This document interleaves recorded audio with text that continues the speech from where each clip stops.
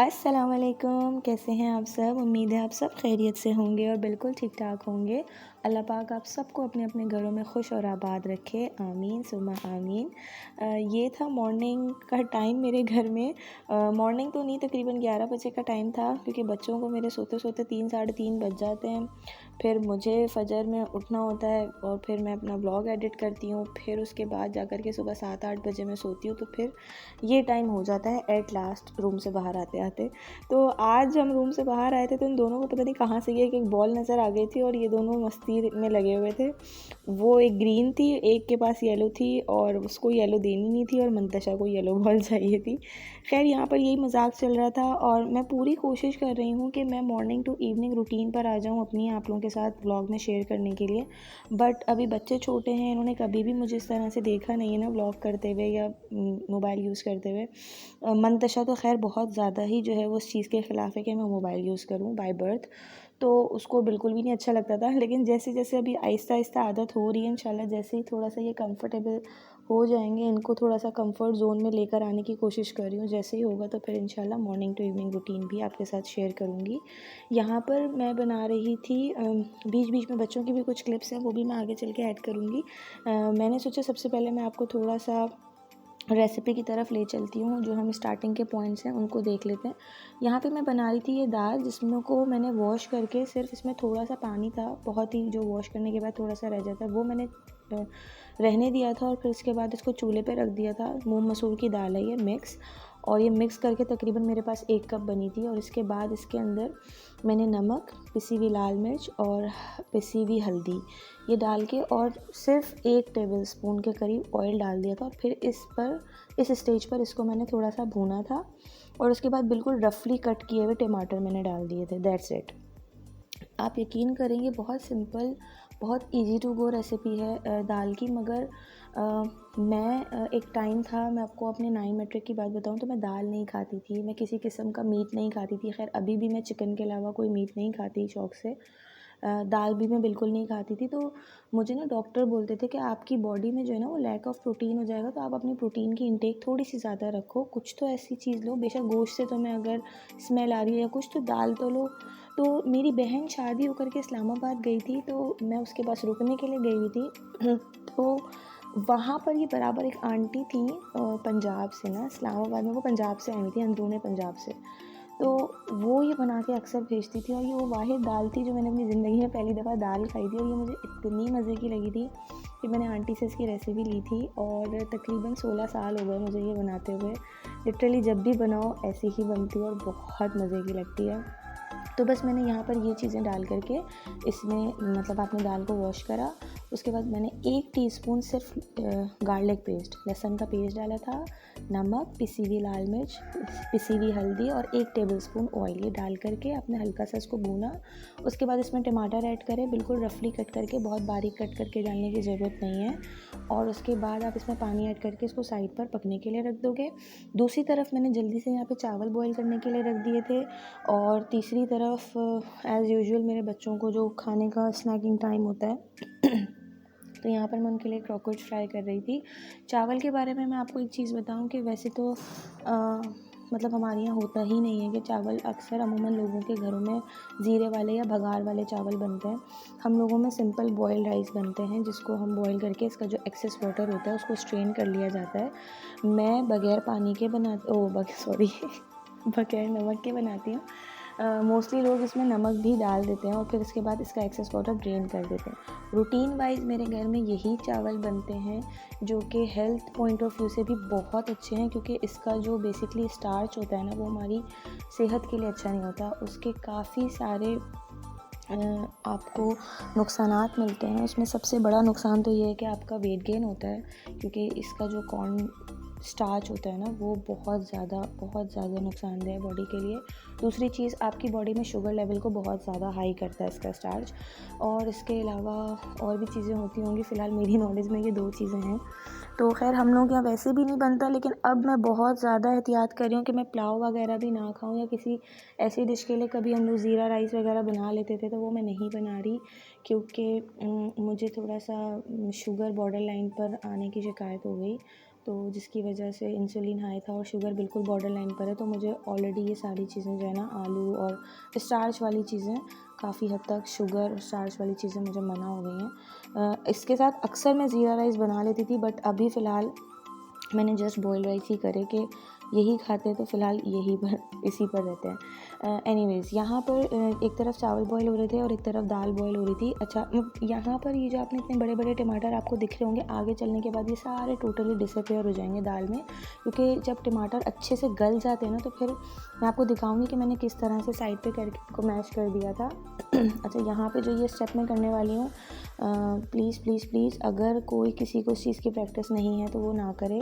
मुझे पिछले 15-16 सालों से प्रैक्टिस है, तो मैं बहुत इजीली ये कर लेती हूँ कि मैं इसका स्टार्च जो है वो इस तरह से पतीली पे ढक्कन रख के मैं सारा पानी, एक्सेस वाटर निकाल लेती हूँ और फिर इसको हाई फ्लेम पर तकरीबन 30 सेकेंड्स, 20 to 30 सेकेंड्स के लिए इसको चूल्हे पर रखती हूँ और उसके बाद इसका चूल्हा बंद कर देती हूँ। और एग्जैक्टली यही मैंने यहाँ पर किया था। यहाँ मेरे चावल भी रेडी हो गए थे, साथ साथ में बच्चों को भी खिला रही थी और एक तरफ मेरी दाल भी हो रही थी। इसके आगे आने वाली क्लिप में मैं आपको दिखाऊंगी कि मेरे साथ एक इतना बड़ा ब्लंडर हो गया है ना, कि मतलब वाकई में ये बात सच है कि बड़ों की बात सुन लेनी चाहिए। हम जो है ना वो अपनी बड़ी चलाते हैं, और ख़ास तौर पे जो न्यूली मॉम्स होती हैं उनको लगता है कि बस हम ही माँ बने, हमारी माएँ तो माँ ही नहीं थी।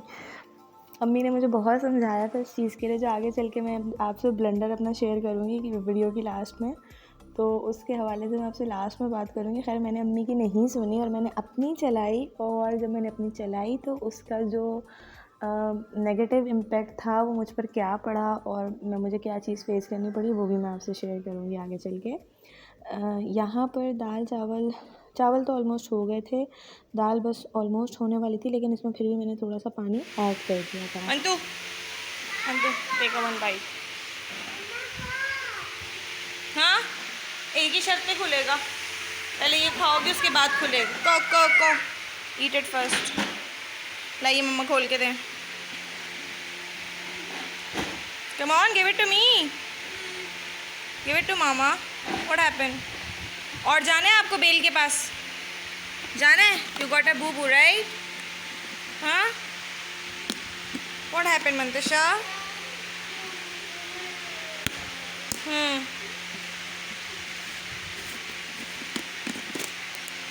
Should I open it for you?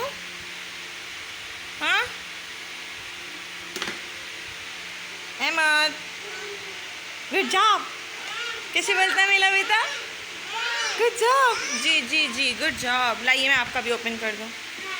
हाँ हाँ, आप कर लोगे?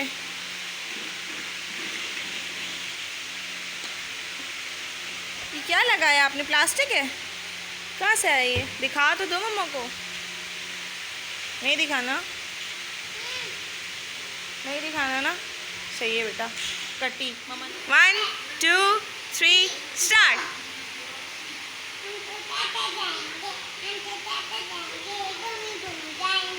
चलो भाई चलो, हम तो ताता जाएंगे, हम तो बाबा जाएंगे, घूमी घूमी जाएंगे। मनु ऐसे सही से बोलो, मनु सही से सिखा दो। मम्मा को सही से नहीं, मम्मा को सही से नहीं आ रहा, आप सही से सिखा दो।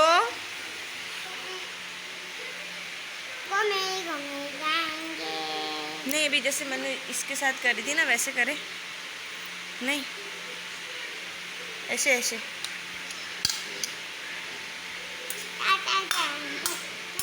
जब से अनीस नहीं है ना, जब से जितना टाइम अनीस को गए हुए हो गया है, तब से स्टार्टिंग का टाइम तो फिर मेरे लिए थोड़ा सा सस्टेनेबल था, इसलिए क्योंकि बिल्कुल नया नया टाइम था और बच्चे इतना याद नहीं कर रहे थे। लेकिन अब जो है ना, वो बच्चे एक तो अपने बाबा को बहुत मिस करते हैं और दूसरी बात अपने बाबा के साथ जो है वो आउटिंग को बहुत मिस करते हैं। वैसे तो अनीस की रूटीन बहुत बहुत ज़्यादा टफ़ थी। बेशक वो बिल्कुल अर्ली मॉर्निंग नहीं जाते थे, 12 बजे तक जाते थे, लेकिन रात की उनकी टाइमिंग बहुत ज़्यादा लेट होती थी, तकरीबन 2-2:30 बजे वो आते थे, तो नहीं मिल पाता था पूरा दिन में टाइम। बट ये होता था कि सैटरडे संडे हमारी कोशिश होती थी कि बच्चों को कहीं आउटिंग पर ले जाओ। सैटरडे फिर स्किप हो जाता था। संडे बिल्कुल भी अनीस स्किप नहीं होने देते थे। हम कहीं ना कहीं आउटिंग के लिए बच्चों को लेकर के चले जाते थे। तो अब अभी वहाँ पर वो चीज़ें बहुत ज़्यादा मिस कर रही थी, तो मैं मंतशा को थोड़ा सा एंगेज कर रही थी, क्योंकि ये हर थोड़ी देर के बाद मुझसे यही कहती है कि मामा हमें कहीं टाटा जाना है और शॉपिंग जाना है और ये वो। तो बस थोड़ा सा इसको भी इंगेज करना पड़ता है। मैं बस यही कहती हूँ कि इंशाल्लाह ताला बाबा आ जाएंगे ना, तो फिर संडे संडे नहीं, फिर पूरा वीकेंड ही अपना होगा इंशाल्लाह ताला। अच्छा, यहाँ पर आपने देखा होगा कि मैंने पतीली के साइड पर इस तरह से चमचे की मदद से जो है ना वो जो जितना भी टमाटर रह गया था ना, उसको साइड पे कर करके उसको मैश कर दिया और वो अच्छे से मैश हो गया। और अब ये बिल्कुल भी दाल में नज़र नहीं आ रहा, छोटे छोटे से चंक्स नज़र आते हैं, मगर वो भी बिल्कुल मैश हुए हुए नज़र आते हैं। और उसके बाद इस स्टेज पर लास्ट में मैंने आकर के इसको मज़ीद अच्छे से थोड़ा सा भून लिया था। और फिर जितनी डिज़ायर्ड कंसिस्टेंसी आपको चाहिए, ये दाल बहुत पतली नहीं बनती, थोड़ी सी भुनी भुनी सी ही बनती है। ऐसी कि आप रोटी के साथ भी खा सकते हैं और चावल के साथ भी खा सकते हैं। तो बस आप अपनी डिज़ायर्ड कंसिस्टेंसी के हिसाब से इसमें वाटर ऐड करें। और इन द मीन टाइम जितनी देर में वो पानी आपने डाला है वो पक रहा है, इन द मीन टाइम आप दूसरी जगह पर ऑयल ले लें और इसका भगार तैयार कर लें, जिसमें मैंने सिर्फ साबित लाल मिर्च डाली थी, गोल वाली, और ज़ीरा। मुझे ये लाल मिर्चें थोड़ी सी ज़्यादा पसंद है, क्योंकि मैं इसी में मिक्स करके खाती हूँ। वैसे इतनी दाल के लिए 1 या 2 भी बहुत थी, बट मैं खाती हूँ मिक्स करके, तो मैं ज़्यादा डाल लेती हूँ। आप 1 डालो या 2 डालो तो इट्स मोर देन इनफ। और बस इतनी देर में, जितनी देर में बॉयल आ गया था दाल में, तो मैंने कटी हुई धनिया और कटी हुई हरी मिर्च डाल के इस पर भगाड़ लगा कर इसको बंद करके रख दिया था। 10 मिनट के बाद आप खोल लें तो इसमें अच्छी सी प्यारी सी खुशबू आ जाती है। आप ये दाल ज़रूर ट्राई करिएगा और मुझे कमेंट सेक्शन में बताइएगा कि आपको कैसी लगी। जब मुझे समझ नहीं आ रहा होता कि मैं क्या बनाऊँ, जब ज़्यादा गर्मी लग रही होती है, तो फिर मैं यही बना लेती हूँ। यहाँ पर मैं आपको दिखाने लगी थी कि अक्सर लोगों की ये शिकायत होती है कि चावलों को बग़ैर तेल के बनाया जाए, चाहे वो आप बॉईल कर रहे हो, चाहे वो बघार वाले बना रहे हो, तो वो चिपक जाते हैं या फिर वो नीचे लग जाते हैं। तो मेरा ये क्लिप ऐड करने का मकसद ही सिर्फ इतना था कि अगर आप प्रॉपर अपनी आई कांटेक्ट जो है ना वो ऐसा रखेंगे चावलों के ऊपर कि आपकी नज़रें ना हटें, आपका कहीं दूसरी जगह माइंड डाइवर्ट ना हो, आप चावलों पर फोकस रखेंगे, तो बिल्कुल परफेक्ट चावल उतरते हैं। देखें, कहीं से भी मेरे चावल नीचे लगे नहीं हैं, बिल्कुल वाइट हैं। और दूसरी बात, बिल्कुल भी चिपके हुए नहीं हैं। तो ये होता है कि चावल जब आपने पानी डाल के इसको पकाने रखा है ना, तो बीच में 2 से 3 दफ़ा चमचे चला देंगे ना, तो फिर ये आपस में स्टिक भी नहीं होंगे। और जैसे ही आपने इसका एक्सेस वाटर ड्रेन किया हो, तब आप इसको 20 to 30 सेकंड्स के लिए ही हाई फ्लेम पर रखेंगे, इससे ज़्यादा नहीं रखेंगे। तो जैसे उसका एक्सेस वाटर एब्जॉर्ब हो जाएगा, एवापोरेट हो जाएगा, वो फिर आप चूल्हा बंद कर दो, बिल्कुल भी चावल नीचे नहीं लगते। ये थी जी दाल की बिल्कुल फ़ाइनल लुक। और आप इसको ज़रूर ट्राई करिएगा और फिर मुझे ज़रूर बताइएगा कि आपको कैसी लगी। मैं लिटरली जब ये खाती हूँ ना, तो मुझे वो आंटी बहुत याद आती हैं जिन्होंने मुझे ये सिखाई थी, क्योंकि ये वाहिद ऐसी चीज़ है जिसके बाद ना, मतलब मुझे इसलिए स्पेशली याद रहती, क्योंकि एक चीज़ मैं कभी ज़िंदगी में खाती ही नहीं थी और उनकी वजह से ये मैंने बहुत माशाल्लाह खाना शुरू कर दी। इसके बाद से मेरा दाल पर और चीज़ों पर हाथ खुल गया था कि मैं एटलीस्ट दाल तो खाने लगी थी और बहुत शौक़ से खाने लगी थी। यहाँ पर मैं बस मंतशा और अहमद को खाना खिला रही थी, क्योंकि उनको बहुत नींद आ रही थी। तो बस मैं इनको खाना खिलाऊंगी, उसकी वीडियो मैंने ऐड नहीं करी, क्योंकि बहुत चिढ़ रहे थे और उनको खाना खिलाना भी तो एक बहुत बड़ी जंग थी। वो जंग मैंने क्या दिखानी थी आपको अपने चैनल पर। एनीवेज़, ये खाना खाने के बाद की वीडियो है। ये है जी वो ब्लेंडर जो मैंने किया है। मेरे पास एक गद्दा था, मैं अपने बच्चों को इस तरह से अपने बेड के नीचे गद्दा बिछा देती हूँ और फिर दोनों बच्चे इस तरह से अपने साथ नीचे सो जाते हैं अकेले। अगर कभी ज़रूरत पड़ती थी तो मैं कभी साथ सो जाती थी, कभी अनीस सो जाते थे।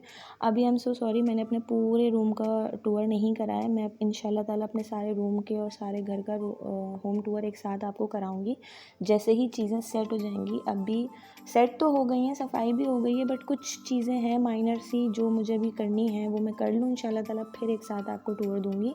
तो यहाँ पे ब्लेंडर मैंने ये किया था कि ये मेरे पास गद्दा था तकरीबन 7 फीट बाय 7 बाय 4 का, और मुझे इसको थोड़ा सा बड़ा कराना था। मैंने कहा सर्दियाँ आ रही हैं तो अनीस से मेरी बात हुई थी, तो अनीस ने कहा था हेरा बिल्कुल सर्दियों के एंड टाइम पे जाओ, नहीं जा पाओ तो कोशिश करो अभी जा कर के ना इसको भरवा लो ताकि ये थोड़ा सा मोटा हो जाए। मैंने कहा ठीक है, मेरे पास टाइम भी था, मैं चली गई। अब मैं चली गई तो हुआ ये कि इस गद्दे में मैंने 25 किलो रुई ऐड करवा दी। और वो दुकानदार भी कह रहा बाजी आप क्या कर रही हैं, पत्थर का हो जाएगा, आपसे उठेगा भी नहीं। और लिटरली ऐसे ही हो रहा है कि ये बन तो बड़ा मज़े का किया, लेकिन ये जो मैंने बिछाया है अब ये मुझसे उठ नहीं रहा। तो अम्मी मुझे यही कह रहे थे, इसीलिए कहते कभी किसी की सुन लेते हैं। एनीवेज़, यहाँ पर ये मैं एक रोल शीट आपसे शेयर कर रही हूँ। ये एंटीबैक्टीरियल और सेल्फ एडेसिव शीट्स हैं। इनका मैं क्या करने वाली हूँ वो मैं इंशाल्लाह ताला आपको नेक्स्ट वीडियो में बताऊँगी। ये मैंने दराज से ऑर्डर करी थी। इंशाल्लाह आपको बताएंगे इससे हम क्या क्या चीज़ें कहाँ कहाँ इसको यूज़ कर सकते हैं। और मंतशा समझ रही थी कि ये असली की स्ट्रॉबेरीज़ हैं, तो वो मुझसे थोड़ा सा छीना झपटी करी थी। एनीवेज़, आज की वीडियो अगर आपको अच्छी लगी हो तो मुझे सब्सक्राइब कर लीजिएगा चैनल को, और लाइक करिएगा, कमेंट करिएगा, शेयर करिएगा। और इस गद्दे को मैं किस तरह से उठाऊँ उस बारे में भी मुझे ज़रूर बताइएगा। दुआ में मुझे याद रखिएगा, अपना बहुत सारा ख्याल रखिएगा, दुआ लें, दुआ दें। अल्लाह पाक आप सबको अपने हिफ्ज़ व अमान में रखे, और अल्लाह पाक हमारे मुल्क के ऊपर आसानी करें, हम सब पर आसानी करें। आमीन सुम्मा आमीन। अल्लाह हाफ़िज़।